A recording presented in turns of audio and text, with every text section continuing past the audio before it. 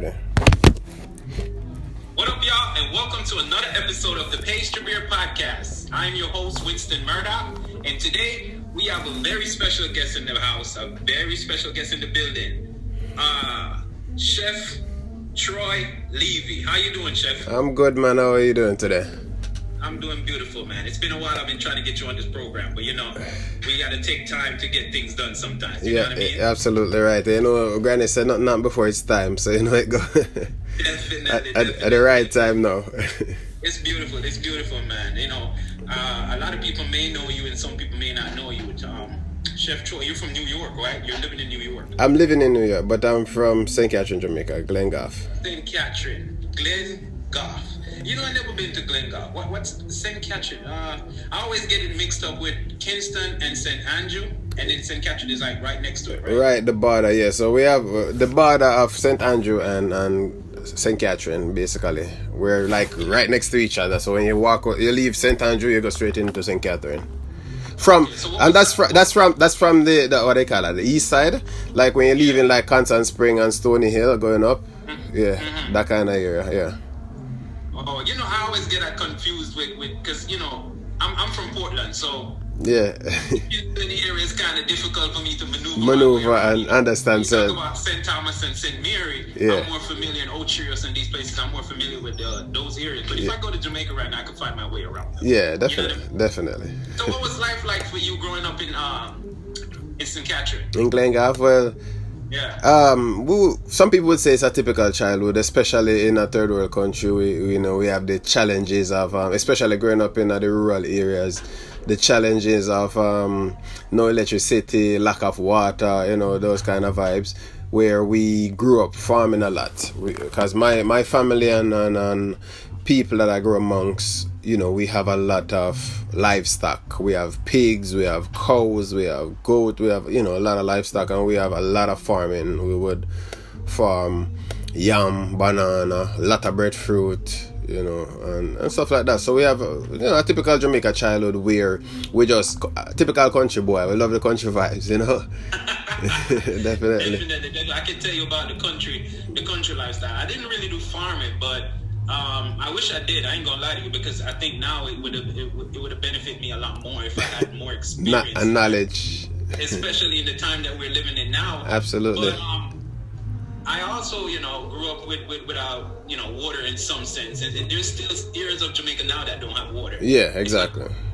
And it's something that really blows my mind to think that we are living in a tropical climate where there's so many rivers and streams, and then there's people still without water. Lacking of water, It's crazy. I think they say it's essential for life, but then you find when you have people don't have water in the pipe, but then you go to the grocery store and there's like a gazillion bottles of water there. Exactly. I think one of the thing is, in my opinion, I think people don't plan for rainy day, like my granny always say, that's why a lot of us are lacking of water, because in my yard, my grandmother would have buy like about 5 or 6 drums. So we have drum full of water, even before before tanks come in. So we have water in excess. And that's the blue drums, right? Yeah.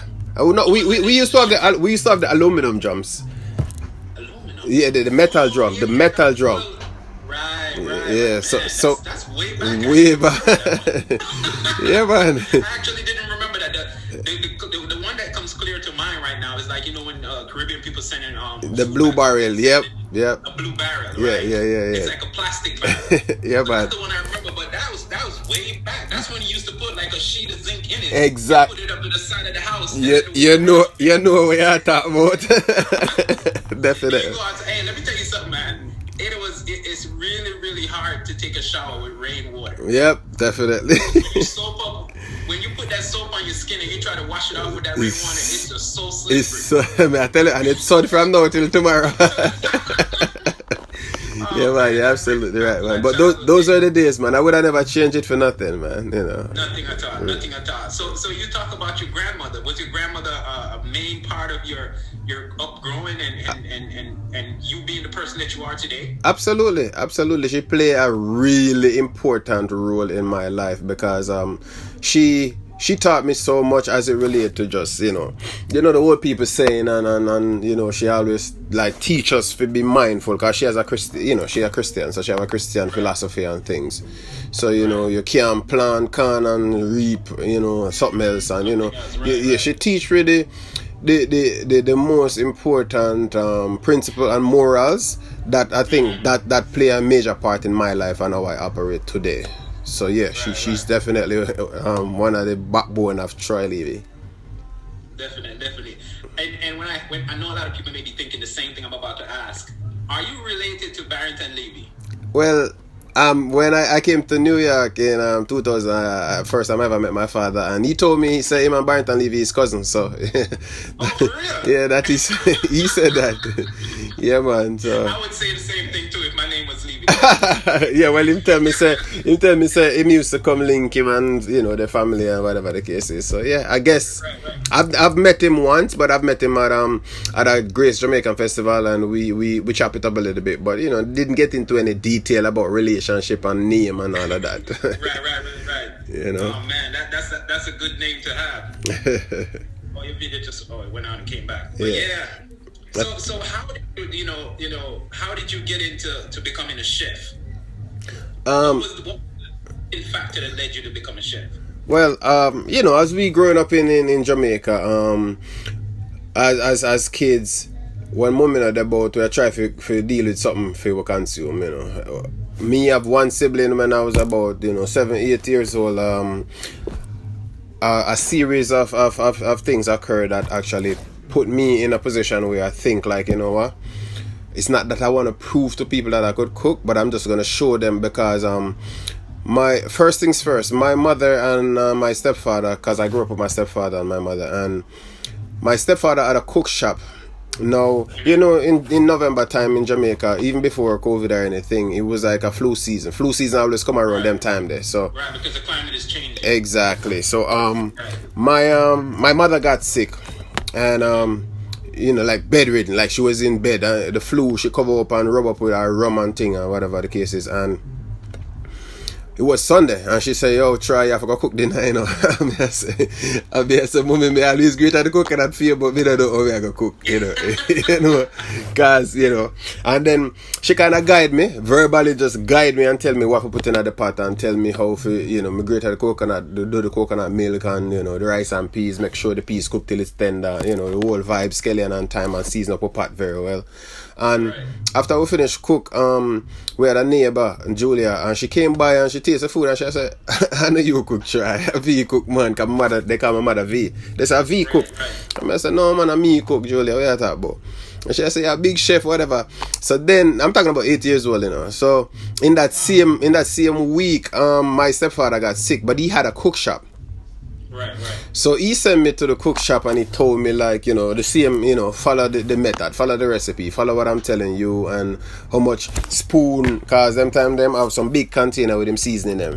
So him tell me how much spoon I eat seasoning for putting at the oxtail and how much spoon I this, for season up the food and cook. So put much browning for put on the oxtail and thing. And when I did that, people come at the restaurant and think that him actually come at the restaurant and come cook.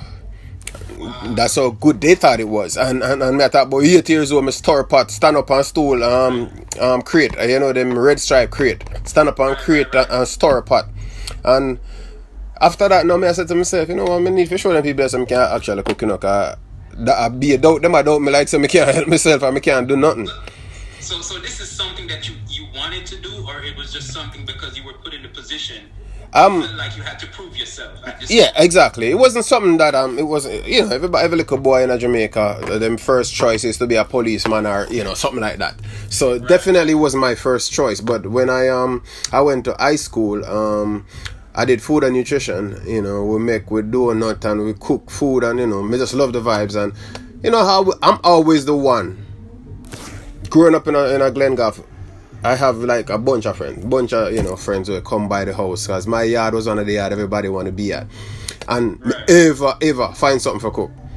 If I some chicken back or curry it or whatever the case, we are cook. We are run boat and we are cook. We got a river, I'm the one cooking. So I think it was embedded in me to just cook, and people always love when I cook too. And because for some weird reason, some people might look upon it and say, oh, you know what?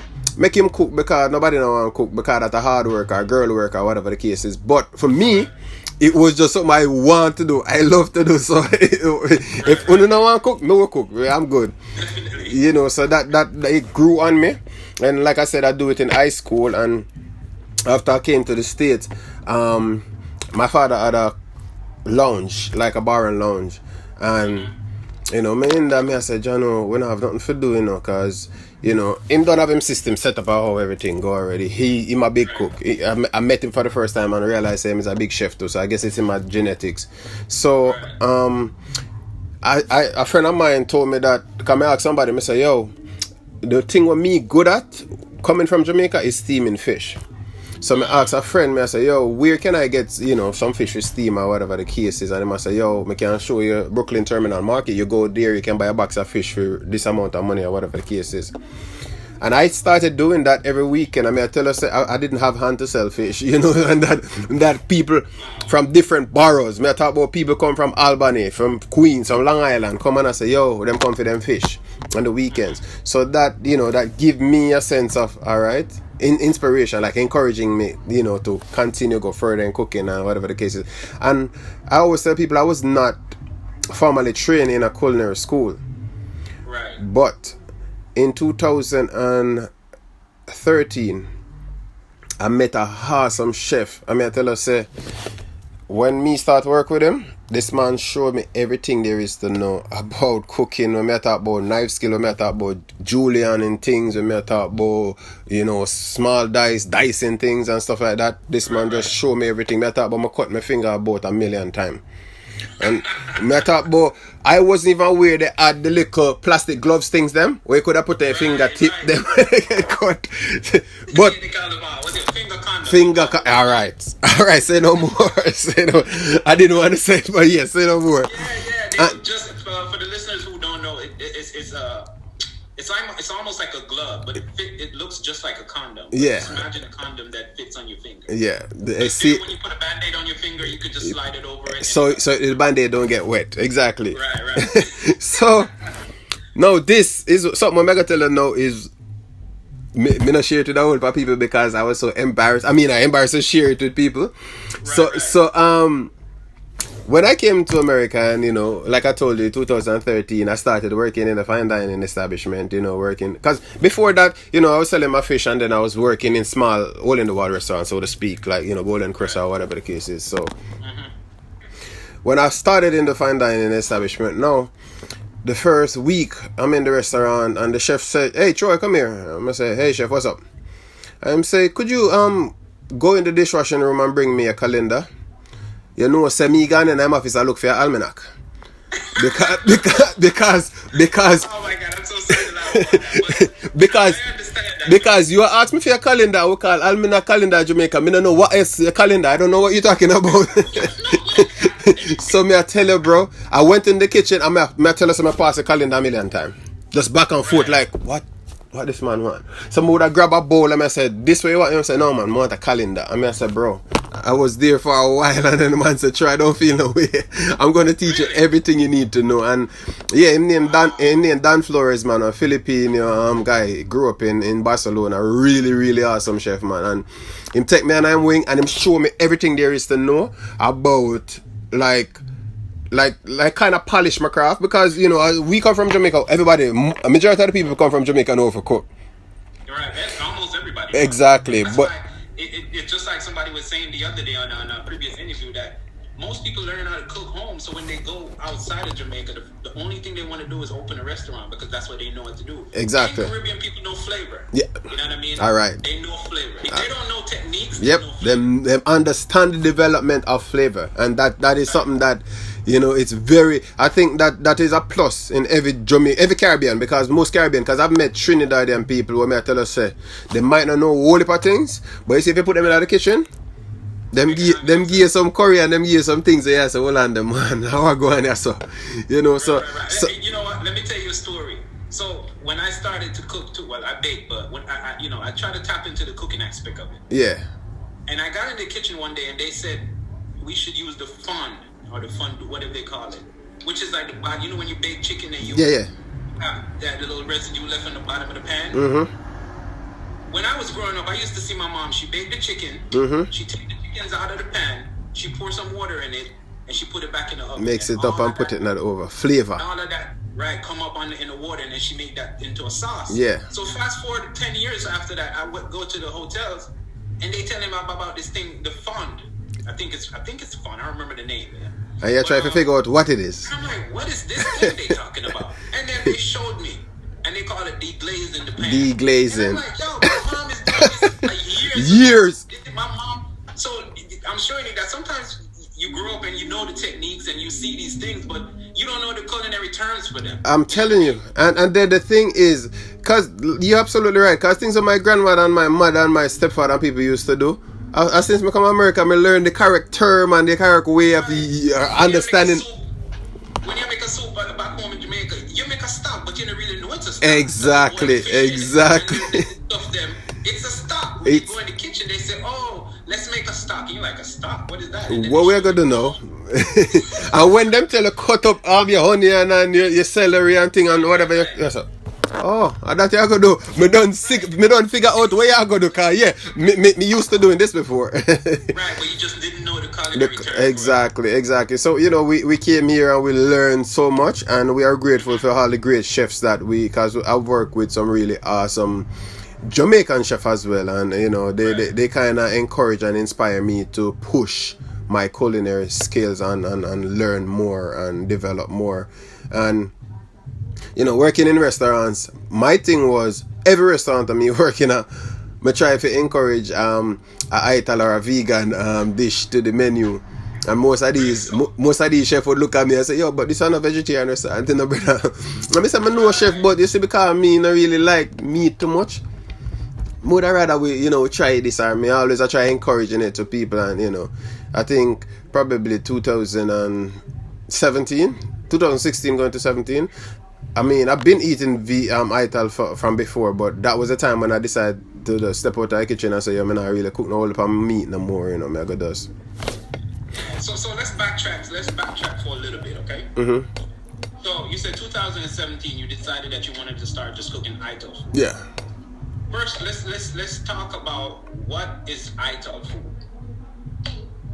Well, I correct myself as it relates to ital food, ital cooking or ital consumption of food. You see, people perceive ital just to be about food. Or everybody have a perception does ital meaning, ital food, flavorless and saltless food, and that's what their perception of ital is. But ital is just like a Rastafari, I would say, levity. It is definitely a levity where we do things naturally. We don't try to add a lot of processing, nothing that we do. A female have a natural hair and wrap her hair well, or cane her hair well and carry herself a certain way. People would perceive her, especially Rasta people would perceive her to be a ital empress. Not knowing if she eat meat or she don't eat, but just the way she presents herself, people perceive that to be ital. And ital is just natural. So anything natural. The correct term that a Rastaman use ital for is natural. Yeah, so natural. Yeah, so natural in the sense of, as it relates to food now, is we definitely try to utilize natural and organic flavors and ingredients. We don't try to utilize too much process. So that is the definite terminology of you calling it ital food or ital cooking. It's just a natural cooking, a natural way of cooking. And that doesn't mean, for those who, for all the doubters and the misconstrued people, that doesn't mean that it's flavorless, and that doesn't mean that it don't taste good.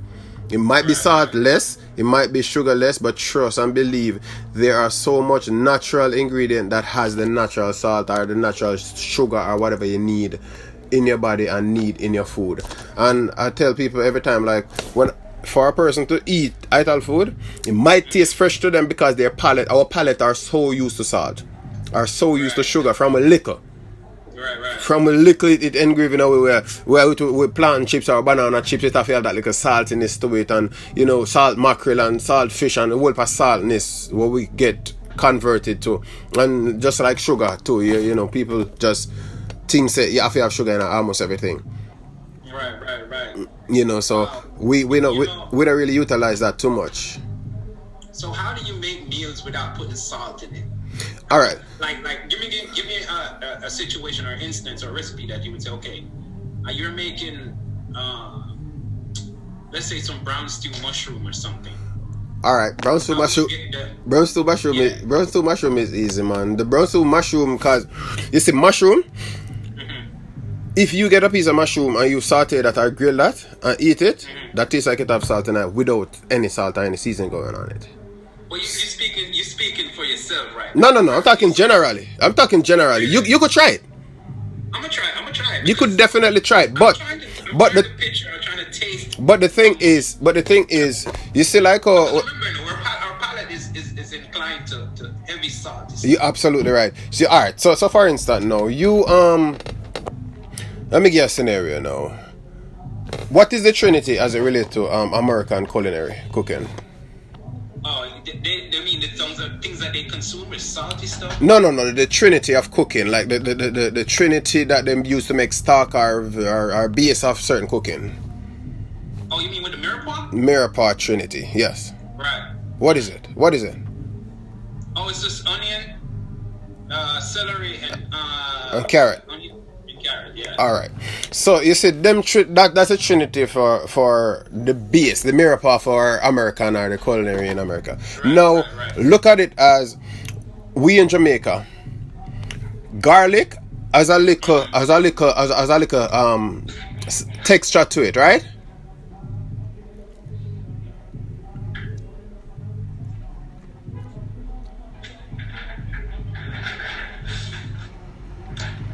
Yeah. Garlic has a little harsh texture to it, right? Combine that with a little bit of fresh thyme, right? Combine that with a little bit of ginger, which has a little bit of spice to it, right? Right. You blend up them, you know. Probably had one allspice berry into that, right? If you blend that up, there's no salt added to that.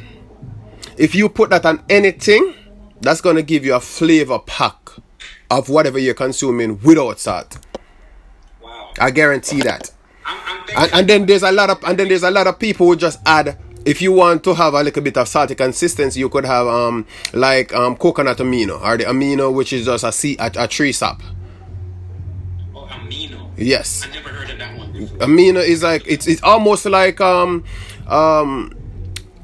soya sauce, but it's natural. It's just a sea sap that they dry it out and reduce it, and it's a tree sap, like a coconut tree sap. So okay, I heard about yeast. What's that one called? Nutritional yeast. Nutritional yeast. Well, a lot of vegan use that. I mean, I don't use it so much because I don't think I've gotten used to the taste of it. It have a acquired taste. Right. It's almost like a sourdough type of flavor. Yeah. I mean, I bought some the other because I was hearing so much about it. So I wanted to see what it was. So I bought some, and I don't know. I don't think I could get used to that. Yeah, I can't get used to that. The same way almost, for the Caribbean people, it almost reminds me of this fruit that we have called tinkinto. Yes, you're absolutely right. I mean, tinkinto, I like tinkinto sometimes, but it have to be. Me like it when me feel for it. Me not like tinkinto in everything. I taste it all over the place. Tinkinto has a pungent smell, but if you put it in a lot of stuff, like if you mix it with tamarind, or tamarind, or if smooth. Banana, it's good in smoothie too.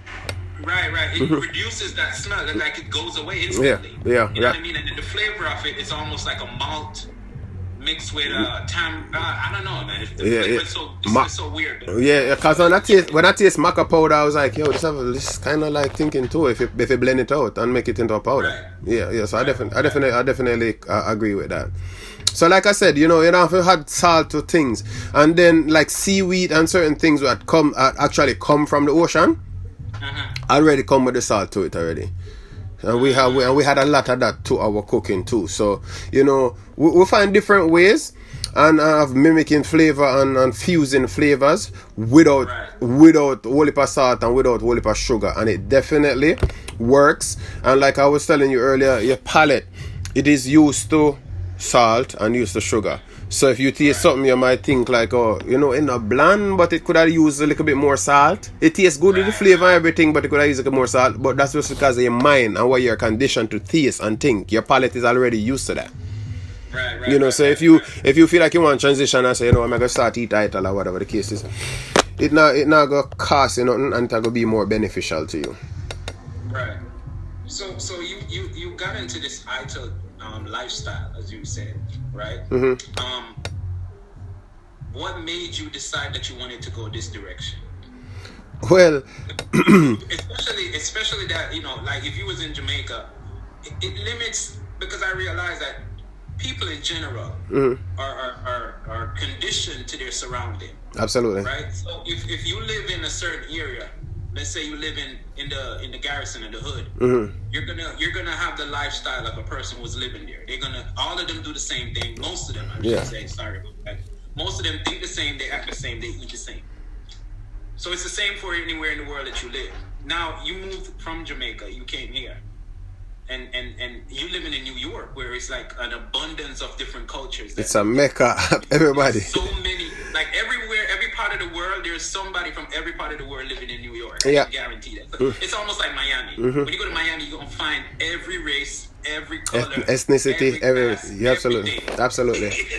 What All right. made you decide that you wanted to switch from consuming meat and living the lifestyle that you're used to or grew up to eat or live, to get into this ital lifestyle? I don't think it's switching, and I think it's finding myself. But the one of the most important thing that you should know is, growing up in Jamaica, I grew up with my mother, my stepfather, and you know, my great grandmother, my grandmother, and everybody. But I have two Rasta uncle that was living in Bobo Hill, in Bull Bay. And that's the Bobo Hill where all the Rastas. Yeah, in Bull Bay, yes. So they were very close to us, you know. They were living in Negril, but they stationed in Bull Bay. And one of the thing is, they would come almost every weekend or every other weekend, you know. And when them come, it's like Christmas for me, because when them come, them would have baked them toto, them would have cook them ital food and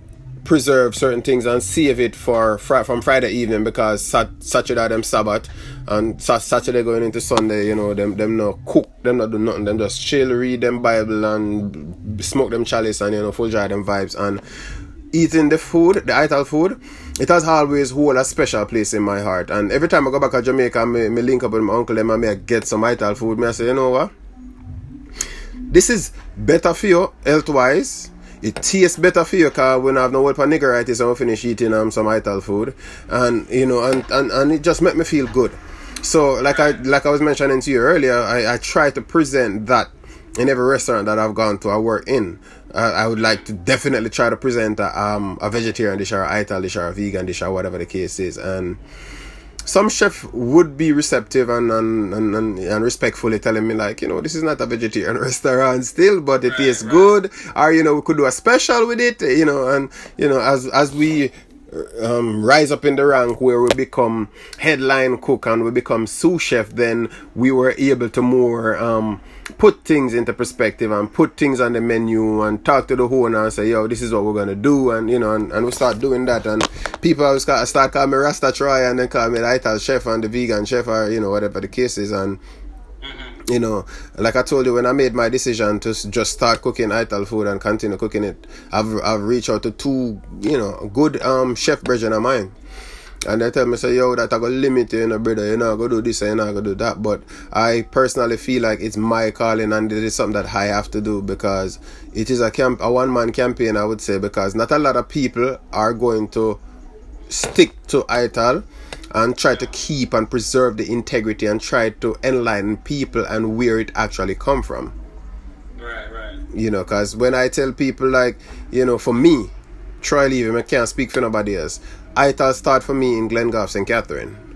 And I've seen my uncle, who used to travel a lot overseas, brought back European, whether German friend or your English friend or whatever the case is, and they have documented and watched and see how my uncle cook ital. And I really and truly strongly believe that those are some of the people that brought it to America and Europe. and just want to put a spin on it and start call it vegan. You know, they're trying to lift Rasta out of it same way. So them still want to just do them thing, but they want to put it for them way and start for them origin or, you know, whatever the case is. But it's all ital. It's just them bringing a lot of processed things into it and bringing things that are really not really healthy for you into it and call it vegan. You know, it's funny that you said that, because that's something that I think about a lot. And like I said, when I was growing up, I didn't really have that type of influence around me. Yeah. You know, we used to only, majority of the stuff that we eat was from whatever was around us. You know what I mean? Breadfruit, banana. Yeah. You know, Provision.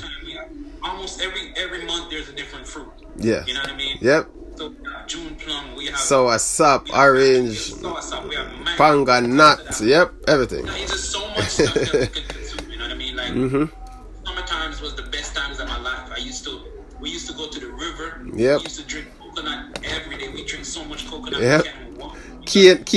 Cane and coconut was our hydrate. I'm telling you, man. So coming from that place, you know, the water that we used to drink came from a spring, like right next to the house. Natural. It's coming from under the earth. Yep, natural. This is how I was raised. This is how I grew up. Yeah. And there was some Rastafarians around us, and I would see the way they live, but you don't see them as often because they were more in the hills. In the hills, yep. It really came down into the communities unless they're doing something. You know what I mean? And you know what caused that? Because of the lifestyle. Now, when not only the lifestyle, they were shun upon by the Jamaica society. Well, yeah. You know. Yeah, for real. And now I used to see this one guy. He works out a lot. He used to run. That's the one that I'm telling you about. He used to farm. Yeah. So he come down from time to time. But sometimes when we go to the river, we have to pass where he lives. Yeah. To go to the river. You know, and he used to plant his marijuana. There was like tons and tons of marijuana. And I'm seeing this lifestyle that this guy is living. It's weird to us because we're not used to this. Exactly. And like you said, they used to shun them. You know, they didn't like Rastafarians back in the day. But now being an older person and now that I'm a man, I'm seeing that the lifestyle that the Rastafarians they've been living is what they're replicating right now. Everybody gravitate towards it and act like it's something new. They acting like it's something new. They created it. That's exactly what it is, man. Like now you go back to Jamaica and everybody running.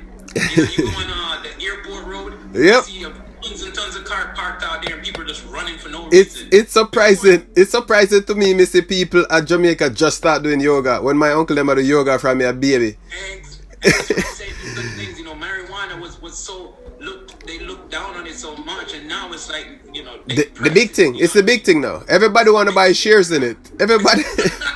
You know, so when you see the transition of how life is going, and I can understand why you decided to go in the direction of the ITEL lifestyle and becoming a Rasta, because this is where I feel like this is where it hurt, and this is where a lot of the trends of what they're calling trends is coming from. Exactly. A lot of the stuff that these people are taking up now, yeah, the way they eat the food, the type of food they eat it, it's all coming from there. You know, I remember I was growing up and I was talking to somebody about this the other day, and I used to hear this guy walk around selling Irish moss and linseed. Yep.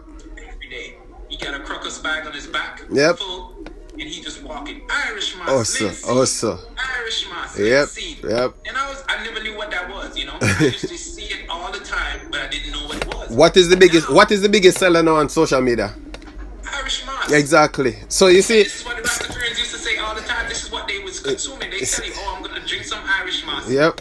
You see, the thing is, we as a people and a society, we want to, everybody. It's not just white people, but everybody want to be the pioneer. Everybody want to be the discoverer, the Christopher Columbus, so to speak, where they want to discover something. So even if something dead there before, they want to shun it and block it out and just try to twist it a little bit and say, "Oh, me discover this." And and just for one clarification and correction, we not become Rasta. What it is what it is. You know. You just get into what you are and comprehend what you are and acknowledge certain things. And one of the thing is, I always tell people, like, me growing up and seeing all of this lifestyle of Rasta people wearing sandals, Rasta people eating vegetable, Rasta people, doing yoga or doing a lot of jumping jack and exercise. My uncle them, me never see people fit like them.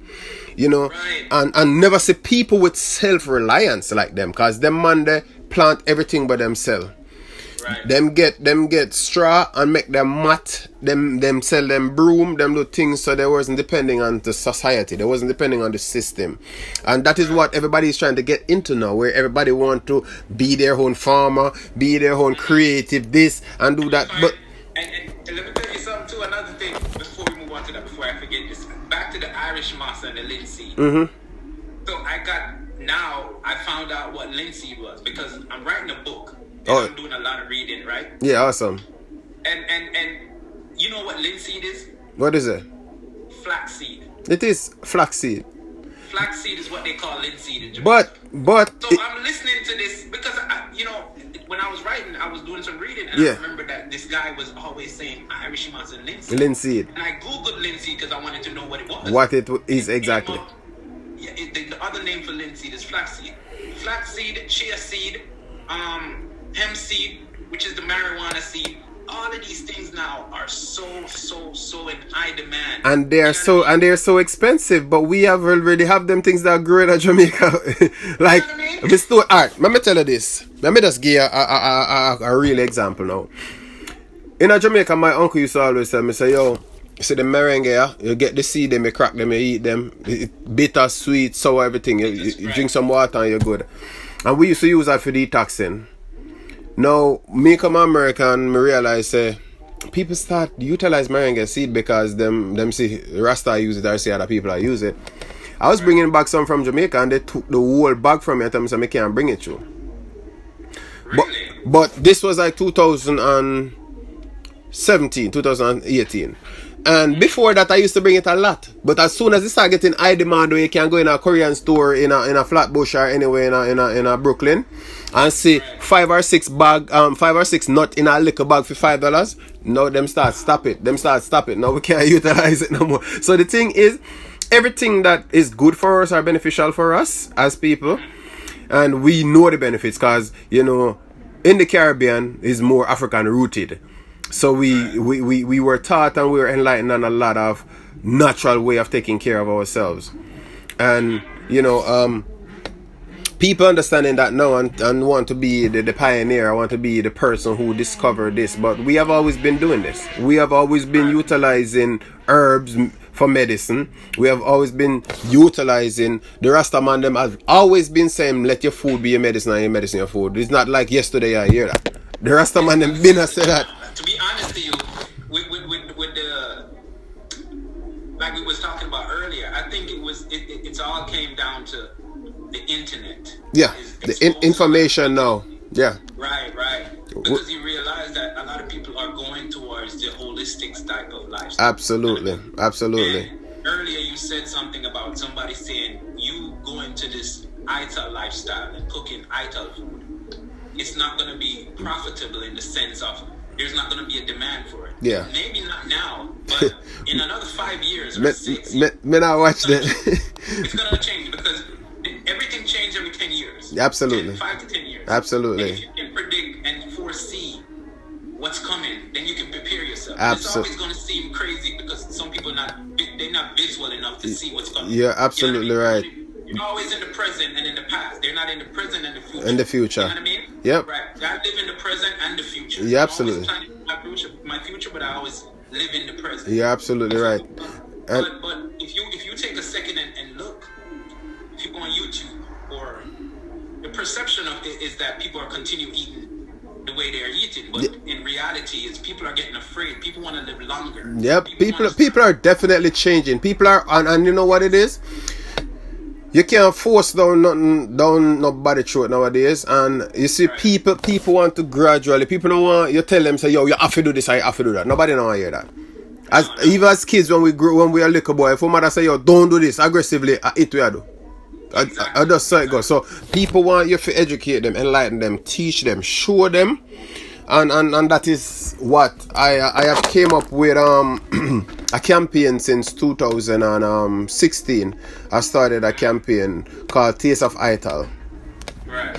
But it's like you're doing a pop-up dinner with yeah. Well, it's more than a pop-up dinner, but that's what's happening now. But Taste of Ital is basically where we campaign and we demonstrating express to people a healthy way of consuming Caribbean food, and also we try to enlighten them on what the basic need of their body for healthy eating food, like organic food and raw food and natural food. Because the thing is, when you eat things that is genetically modified or things that are not healthy for you, it don't do not much for your body, and what you put in your body is what you get out. If you put in something natural and clean, it will give you the effect of a natural and clean recipe or ingredients or whatever it is need to do to your body. And if you put in waste things in a system, are the same thing, you're gonna get the same result when you put in, you're gonna get out, so we try. Taste of Ital is a campaign where we try to educate, enlighten people on eating Rasta food, and we're trying to present it on a fine, because the thing is, we have a stigma about Ital food that it should only be little Ital stew thrown in a one bowl and little brown rice or something, and that's it. So we no presentation. Exactly. Exactly. So Chef Troy Levy has taken the opportunity and took up the cross to present to people a fine dining Ital experience in whatever I'm doing. And that is the campaign. That's what most of it is about. And we have some other things where we put in together as it relates, because Taste of Ital, a lot of people, every time they come to one of my pop-up, they might ask me, yo, before the event even done, when are the next one? They just consistently want to eat that food. Oh, Chef Trouble feels so much better eating your food, so that definitely encourages me and inspires me to do that. Whatever I'm doing is not in vain, and I think we just need to introduce Ital food the organic way, keeping the integrity of the food, not just because if you buy a dry coconut and crack it and blend it and get the coconut milk, it'll take a little while, so better you go buy 2 can milk or something. We're trying to maintain that integrity same way. Now get me wrong, there are going to be times when you're not getting enough dry coconut and you have ingredients to do, and you probably cheat it or whatever the case is. But for the most part, we'll try our best to make sure things are organic, and in a them sense there, we get coconut and we shell them out and cut them up and put them in our freezer. So when we want coconut milk, we know where to find it naturally. Right. So that's the way you cook. Because I saw that you posted one of your dinners that you did, mm-hmm. and I see that you use a lot of Caribbean ingredients in your meals. Yeah, definitely. Is there a specific reason why you're doing this, or this is just you're just trying to show the people what you used to eat when you were growing up? It's a little of both, because the reason I definitely fuse from time to time different cuisines as it relates to, because you see Chinese, there's cuisine out there where predominantly I just meat them cook.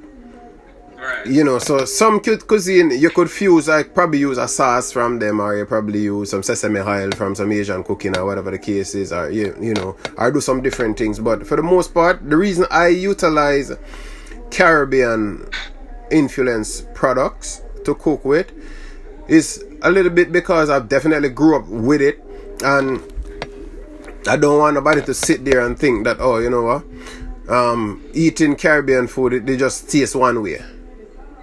Because I've came here and I've cooked with French culinarian, like really great culinarian who master cooking and stuff, and teach me how to make sauces from scratch, teach me how to make roux, teach me how to make different things, teach me how to make beurre blanc sauce with just beer butter, teach me how to make different things that I've learned. Like, I always try to figure out an easier way and a more healthier way for making the same dish.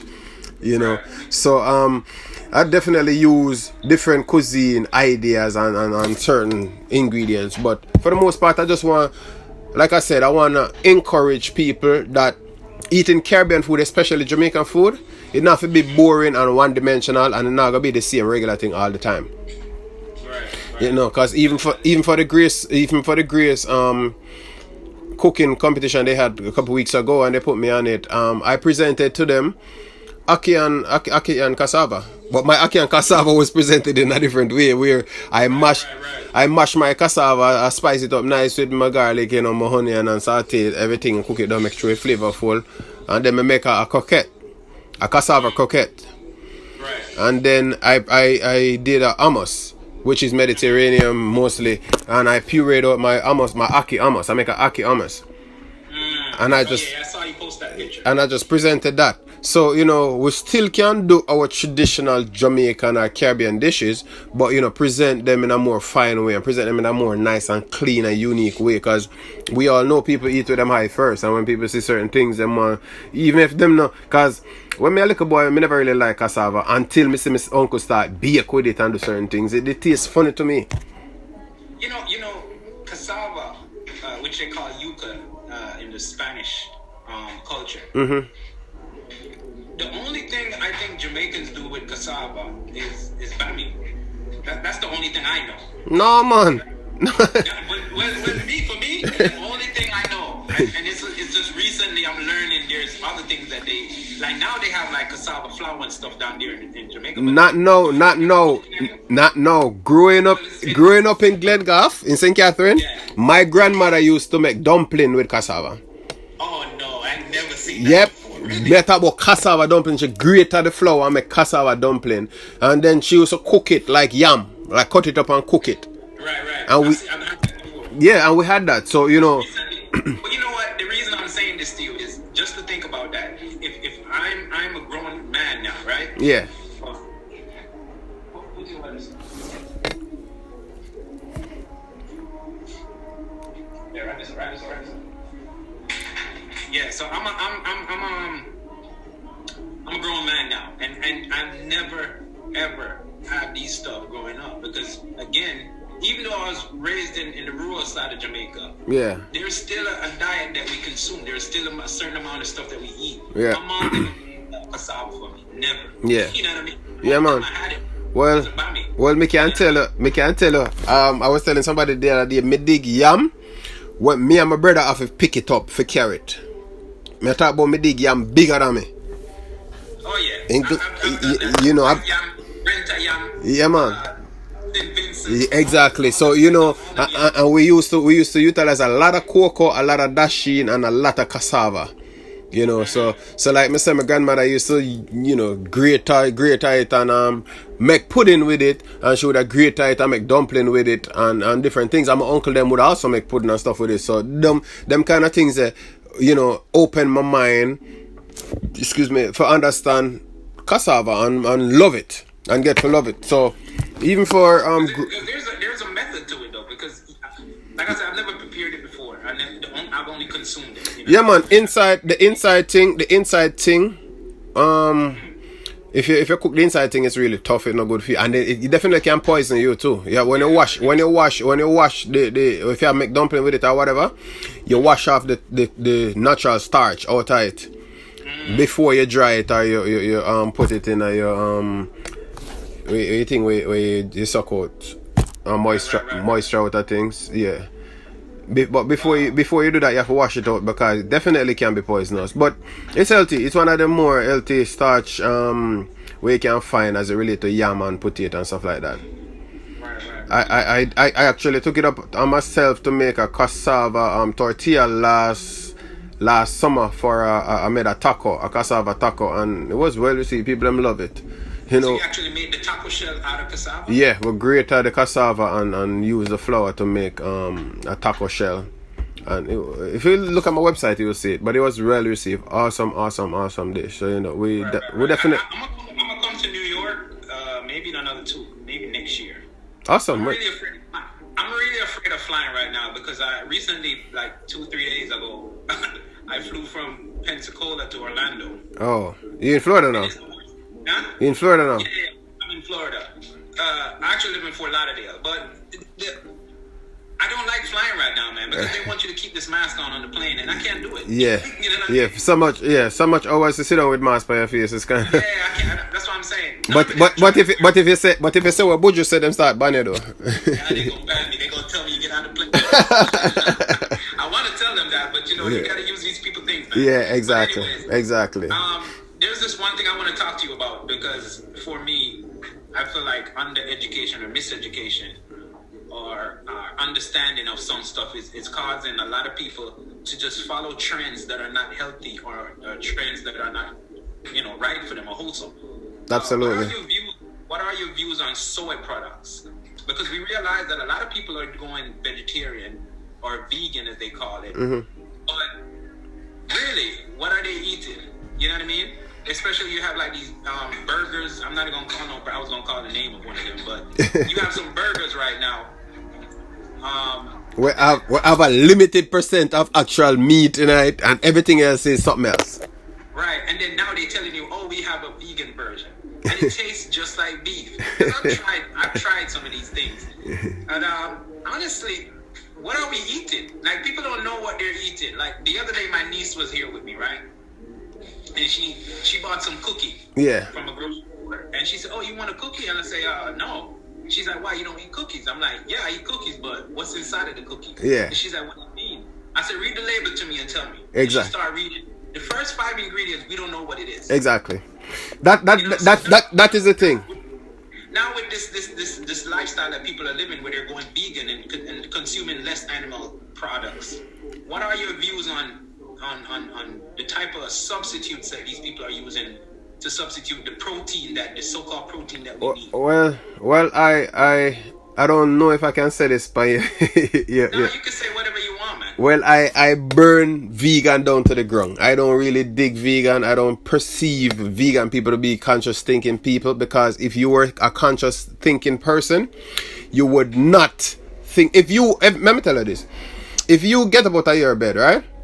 And say, yo, me not driving a car no more because me have a phobia, whatever the case is. Me not driving a car. No car now see me. Would you then want to go outside and make somebody just create something with 4-wheel, and a car, but more want to create with 4-wheel and it have a steering and this, and more it make a commute now? What sense would that make? Yeah, that makes no sense. And that is the same thing vegan people do, because vegan people is going to tell you that, you know what? Me not eat no dairy. Me not even honey me I eat because that are bees. Me not do this because no animal not go near me thing. But could you please make me a vegan bacon, please? Could you please make me a vegan pork chop or a vegan beef or vegan? Why you a think about meat if you think say you're vegan? That's something that drives me crazy. That no make no sense to me, and those are the things that annoy me, because me I say to myself now, if I'm gonna do like soy not really good for people on a whole, and that's soy. Yeah, this is a topic that I really want to talk to you about. So soy, as in soya bean. Yeah.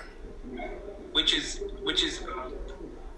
the main ingredient in almost everything that we consume right now in the market, in the manufacturing aspect. Yeah. Soy is made into oil. It's made into flour. It's made into almost anything you can think of. Right? What is the health benefit of soy? I have no idea. There is none. But there are definitely some downfall, because if you eat too much soy, according to some scientists and some doctor, it will make you think more feminine or feel more feminine within yourself. And then more oxygen is produced. Exactly. When you consume more soy, yes. Exactly. And then the other thing is, woman consuming too much soy is very cancerous. Right, and it leads to fibers. Fibers causing cancer. Exactly. Right. So and when you read a label right now, I'm gonna tell you this. Okay. So there is in the supermarket. If you go in the supermarket and you read the bottle that says 100% vegetable oil. Yeah. If you turn that bottle around and you read the label, it says made from soybean. Absolutely. That's the only thing in it. Absolutely. And those are the things when, if something not good for you in its raw stages, right? You think so when you process that, it make it more better for you? When processing something is more creating like an extract, put more things into it and add things to it that were not necessarily good for you. And these are the things where me really find it kind of weird that people, when you talk about soy or you talk about people fully consumption of soy, and you tell them the estrogen, and you tell them that it might create fiber in women, and you tell them all the downside to it. Side effects, right? People still think that it's okay because something have to kill them because men are going to eat an animal. Because, in my opinion, honestly, most of these vegan, I think they would be better off eating some fish or eating some chicken. Because than eating the poison that they're eating. Because I've done an event for some people one time, and they told me that they want vegan this and they want vegan that. I'm going to say, you know what, I'm not a vegan chef. And they say, chef, I know you're not a vegan chef, I know you're a writer chef, but please, you know, we have a office party or whatever the case, and they want the vegan bacon and this and that.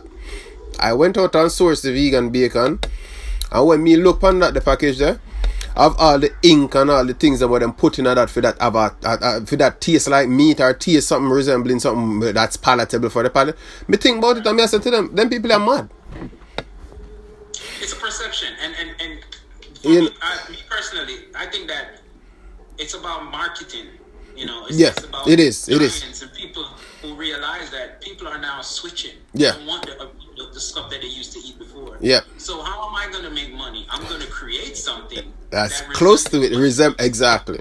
And this is going to make people feel, because guess what? Now the information is coming out that consuming animals are not good for you. Yes. Okay, we're losing the control of them consuming too much animals. What we are going to do? Now create something similar, because we already told them about animals from they came out of the womb. Yes, they need the milk and they need So I'm gonna create something that's similar. You're absolutely right. You're absolutely right. It's about marketing and it's about, you know, perception of people too, because I always tell people, like, not a lot of people, regardless of what you and I might think, you know, there's not a lot of people that when they go to supermarket or go to certain places, they look at label or try to figure out what is the ingredients in certain things. You know? They don't want to know. And we have to try to educate people on that. And that is one of the main things as it relates to Taste of Ital too. I try to educate and enlighten people on, be very mindful of what you're putting in your body, regardless of what it is. Take the time out to read it. Now go kill you if you look on the label and read everything on it and say, you know what, more put this in my body, me understand this. You see, me personally, even before me become fully Ital, like when me still used to eat my chicken or whatever the case is, I've always been a person who look at menu, look at recipes, try to compare. If me see a word pan it and me no understand, me a Google it right away. Right. Because more figure out what's going into my body, and that is what people need to be mindful of. You know, so if you're going to talk about you want to eat soy, or you're going to talk about you want to eat beyond this and beyond that and in front of that and back of that, that's just sad. That's very, very sad. How about you grow something regardless of what it is, and then if you have to process something, you process it. How about you processing it? You know, how about you getting, if you want, I want to create some meatball, I want to do some things, chop up some portobello, fine, season it up with scallion and thyme and herbs or whatever the case is. Probably, I had that the other day. Probably you use some kelp flour, or you want to use some quinoa for bind it, or some lentil or whatever as the binding agent. Do what you need to do. Bake it or fry it or whatever you need to do. Make your own sauce. Get some tomato. Make get your mirepoix. Do your own thing. Get your basil and flavor up your thing just like a natural Italian would do them tomato sauce. Do your thing, right, and create your own thing. Man, listen, man. I wish, even though I embrace, and I'm not gonna say I'm a vegan or vegetarian or this and none of that, but I feel like people really need to start looking more into what they're consuming. You know what I mean? Like I said, start reading these packages. Because, absolutely. When you start reading and I feel like, for me, I can speak on my experience. Like at first when I start reading these packages, I didn't know what a lot of this stuff was. Yeah. But after a while, when I start researching, I'm like, I don't know why are they putting this in there? Like for instance, I bake. Yeah. If you go to the grocery store and buy a cookie, even if you go to Whole Foods. Yeah.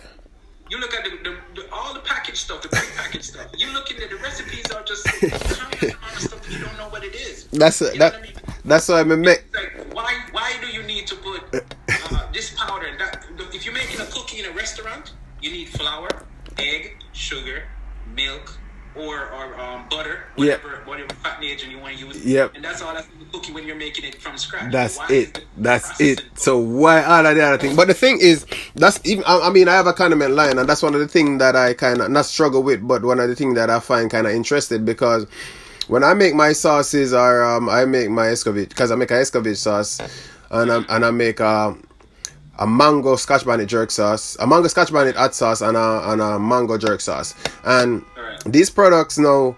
I don't put no preservative. I don't put no preservative in them. I think the pepper and the vinegar and the acid on certain things. It's natural, right? Exactly.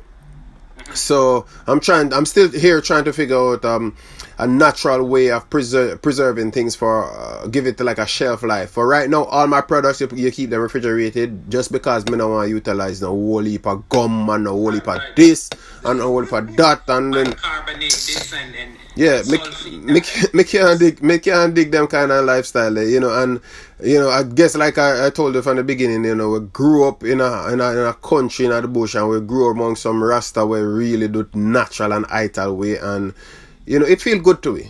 You know, whatever feel comfortable to you or you're content with yourself with, then I think you should consistently do that if it feel good to you. And ital feel good to me. That is the main reason why we're doing it, and people are gravitating towards it because every single time I do a pop-up, I have one or two people that come to me and say, you know what, I've learned something new and I'm truly appreciative of you and what you're teaching and what you're doing. You know, right now we're doing Taste of Ital in Florida, Saturday.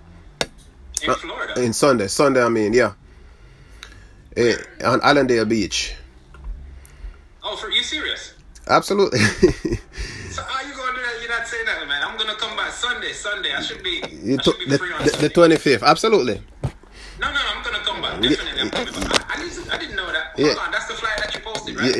Yeah. Allendale Beach. Why are you traveling? I like that. Yeah, Taste of Ital. When somebody asked Bob Marley when think reggae music is going to be, and him say the music I go get bigger and bigger and bigger and bigger and find it right place, and I can definitely say Ital is going to do the same exact thing. You know, it's going to find the people them that need Ital and is willing to try. Because once you try it, I'm pretty sure you're going to want to convert, because it's not something that you have to do too much hard work into, you know, and exactly. You know, it's just you looking into yourself, comprehending yourself, and know that, you know what, this is better for me.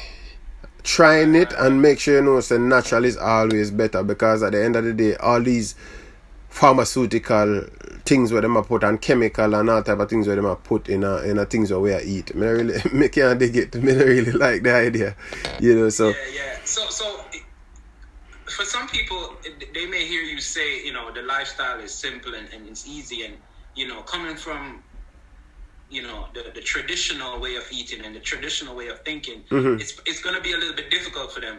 But it's going to, once you decide that you want to do something and you set your foot out and you start walking on that journey, it's going to become easier. Absolutely. You know what I mean? If you realize, if you're not sure what to eat, let's say you want to transition into becoming vegan, whatever you want to do. Yeah. The first thing for me, I eat a lifestyle, right? Yes. I don't like to categorize it. I want to eat natural food. You know? So I eat what's in season. Yeah. You know, I live in Florida, so right now I can go outside. Today I just went and picked some ackee. You know what I mean? Right.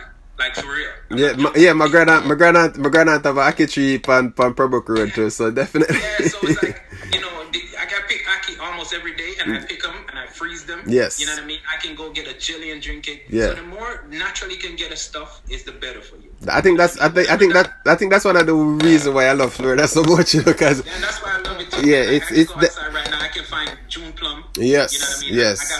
I got a friend that brings produce in the country, and sometimes I go see him and he gives me like a whole big bag of salsa, and these stuff are fresh. Exactly. You know, it's hard for them to like, and if you want to know, and this is the truth, people who are listening, if you want to know the quality food, get Caribbean food, because it's not as tainted with as the food from other countries. Absolutely, you're 100% correct. For them to manipulate these things. Yep, you're absolutely right. It's hard for them to manipulate yam. Yep. Yellow yam. Yep. So that's on the thing that I like. All right. So that just answer your question where you asked earlier about why I use Caribbean food mostly. Right. Because there are certain things. There's certain things in Caribbean food you can't manipulate. You can't put no Monsanto span it too much and violate it certain way. It is just what it is. Right. You know, if you change it, people are going to figure it out and see it. No, sir. Exactly. I know a real thing that. Where you go with that? Right now, because if you think about it, the big corporations are not really looking to say, you know what, let's go to Jamaica and take some Jamaican stuff and change it.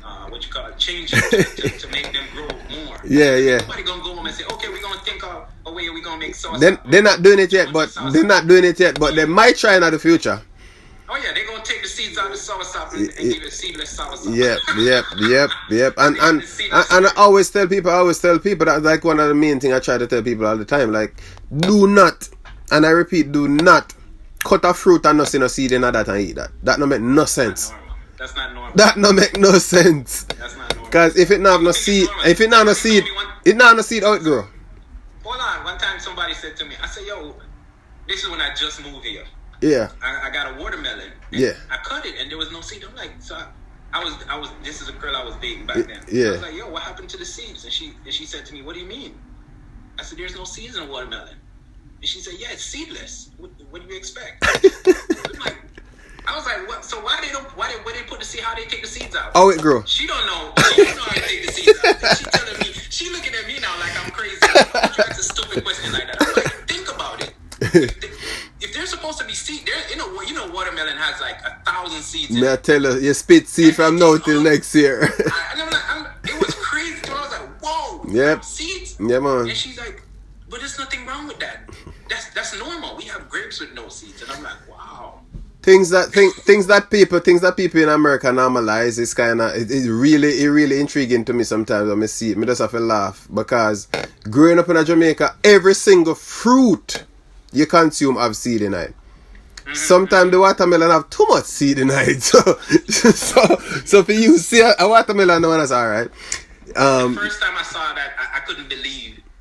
I couldn't believe that there was no seeds in it. Yeah, man. But let's get into your company now, right? Yes. So you have a catering company. Yes. And you earlier said that you do pop-up dinners. Yeah. You catering and stuff. So let me ask you: are you only doing ITIL food in your caterings, or do you offer all? I do mostly ITIL food, and I'm in the transition now because I think the Corona, even though it bad for all people, it definitely helped me in reconstructing my menu and certain things. And I'm definitely limiting the amount of things. I would say I have a pescatarian menu. Okay. Because I might, if somebody wants salmon or snapper or whatever, I would do that. But I'm strongly allergic to shellfish, so I definitely do, like, you know, your salmon or your escovitch fish or whatever, because no chicken, no beef, no pork. Yeah, no, we try to cut out them thing there. We try to cut out them thing there. In your catering company. Yes, we try to cut out them thing there, period. But if somebody want to book you right now and they say, okay, listen, Chef Troy, I want you to make me some jerk pork and some jerk chicken. You're gonna turn that the thing is, it's a company, so we have people who work with it.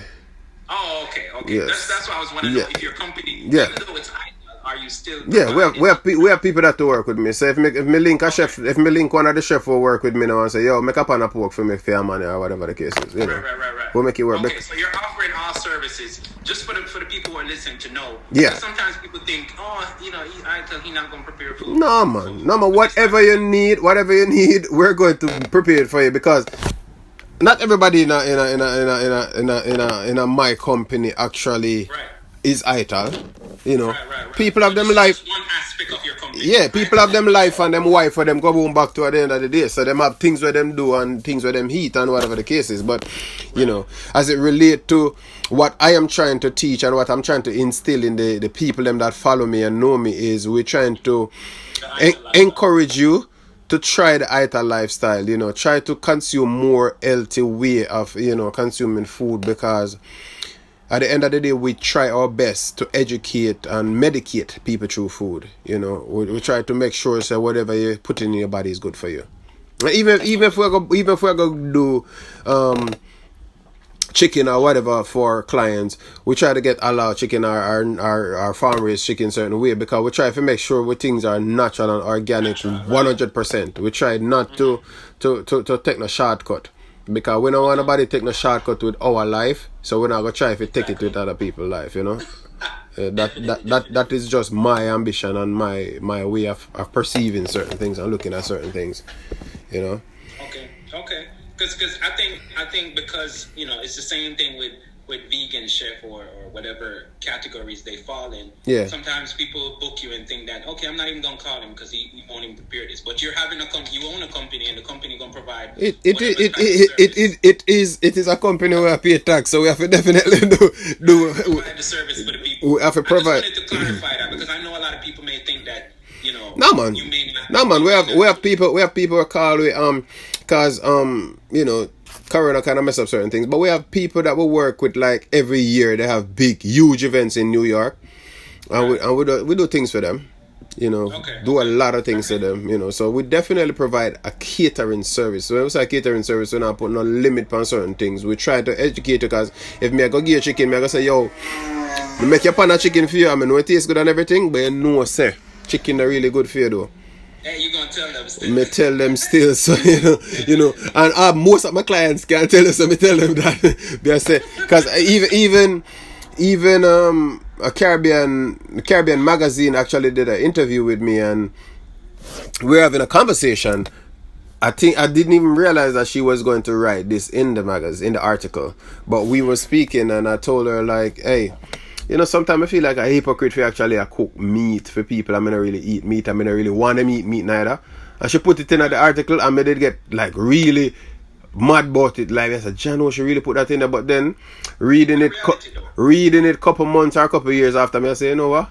This is an awesome article, you know, because it's a reality of how I feel. Yeah, exactly. You gotta be honest with you know, exactly. So, you know, I just saw her to rest, and the most important thing, we have to try to be honest with people, because we have to start be honest with ourselves first and be 100% honest and try to know ourselves, understand ourselves in every sense of the word, you know. And that is the ambition, man. We just want people to comprehend that anything I put in your body, be mindful about it. Read up, and if you don't understand what the ingredients are, try to figure them out. Research. There's so much information out there now.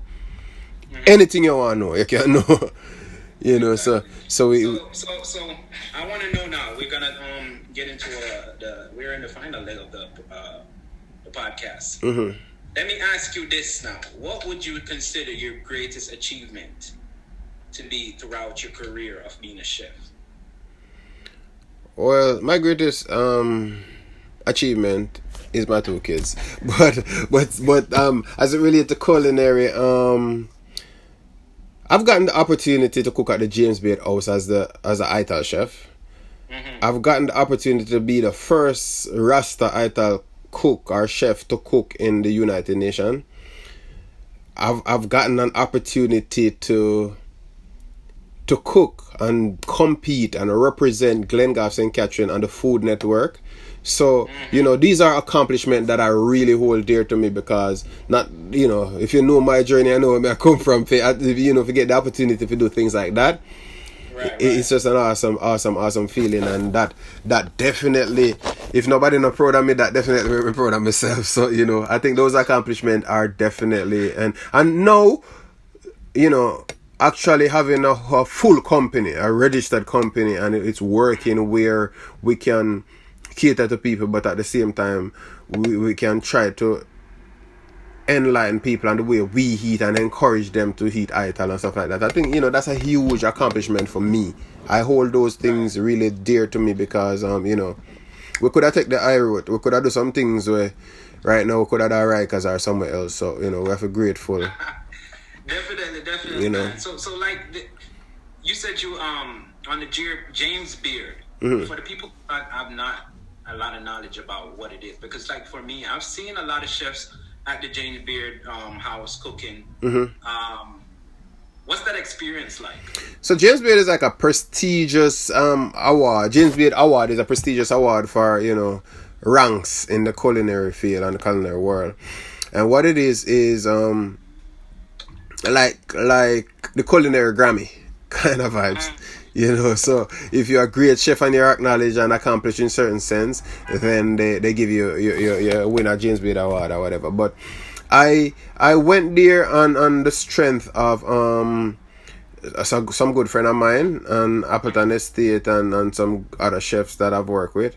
And I was just invited by another chef actually, and we went there, and while we were there I was told that, hey, couple of the guests need ital food or vegan food. So I gotten the opportunity at that point to prepare some vegan or ital food for these people, and the people really love it. But as it relates to the UN, I actually was a guest. I was invited there as one of the guest chef. Right. And we went there and we You said you was on Food Network. Yeah. What was that experience like for you? Well, honestly, when I was on the Food Network, I really and truly felt like it was so surreal, like our outer body experience.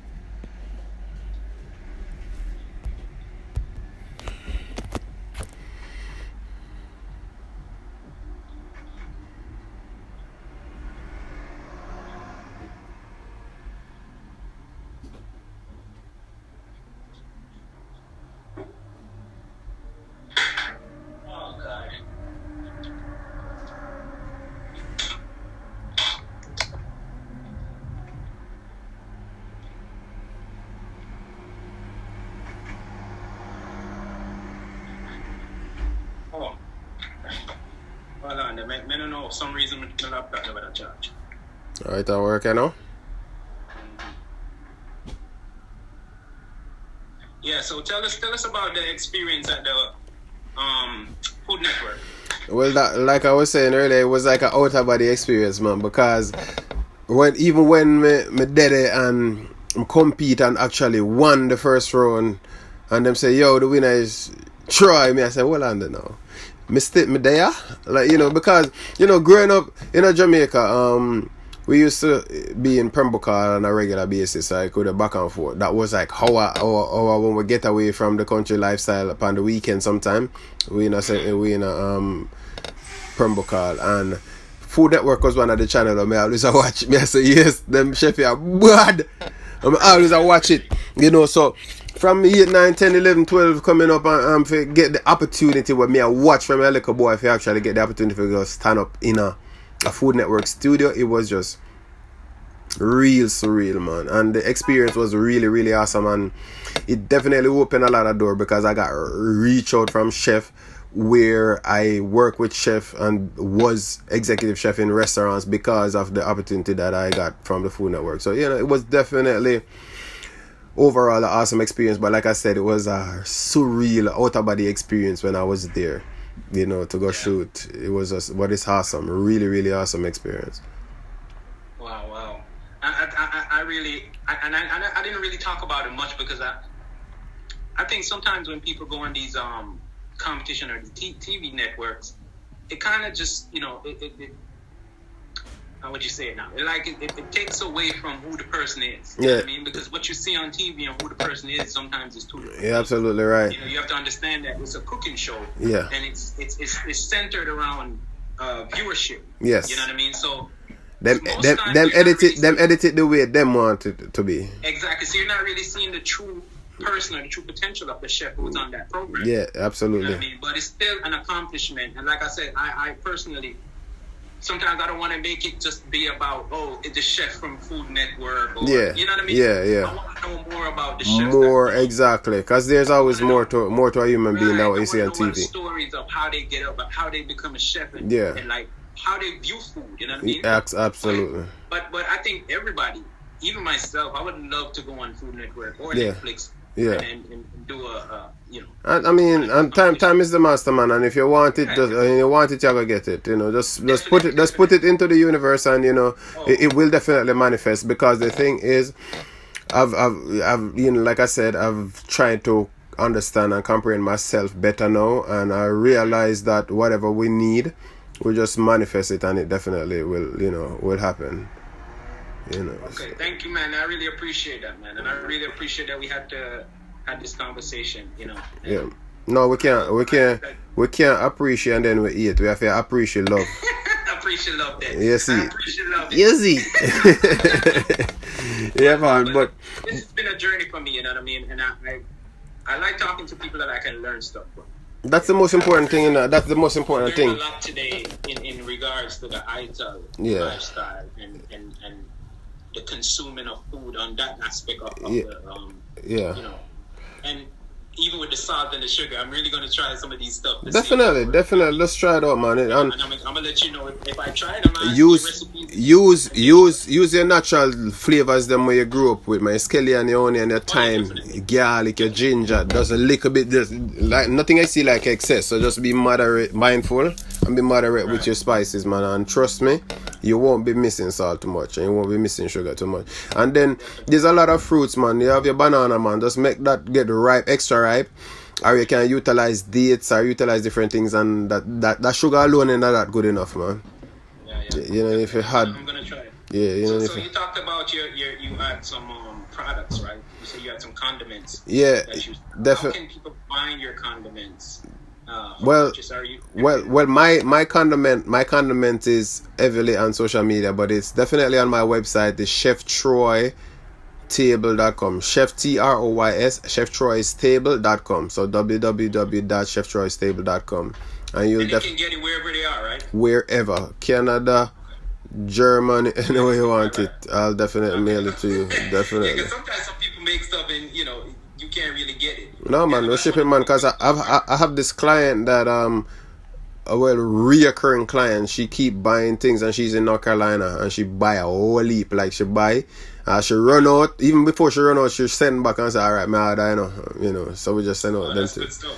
So we're definitely pushing it out there because one, it is as natural as you can go as it relates to a condiment line, and two, it is definitely representing me, representing where I'm from, and it's very dear to me because I put like a lady comment on one of my pictures on Instagram, and she was like, "Chef Troy, when I taste the food, I taste the love that you put in it." And that's one of the things with me. I think the main ingredients for everything that I produce, whether it's a condiment or whether it's just a nice dish, is I definitely put love and just the respect and try to keep the integrity as much as possible in whatever I present to people. Definitely. So and that's something that people can accept and can appreciate. Absolutely.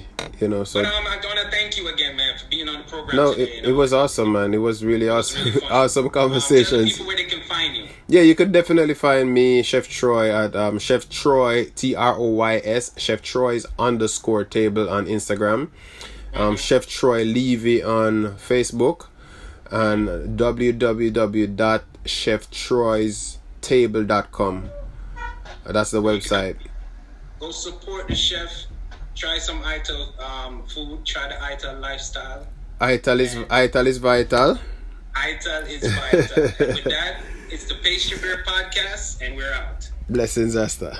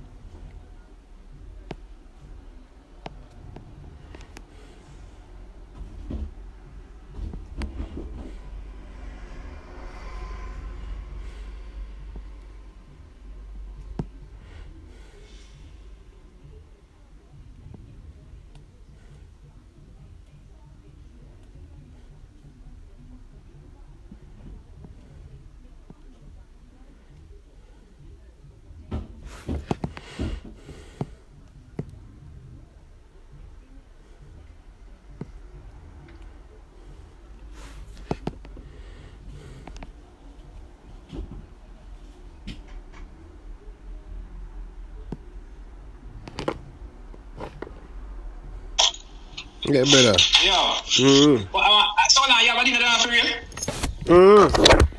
Me not just send it. Look on the flyer. Oh damn, me not even start this. Me just send it to you. I want to tell you, say this is something I get. Yo, brother, so me make a mistake a while ago. What go on?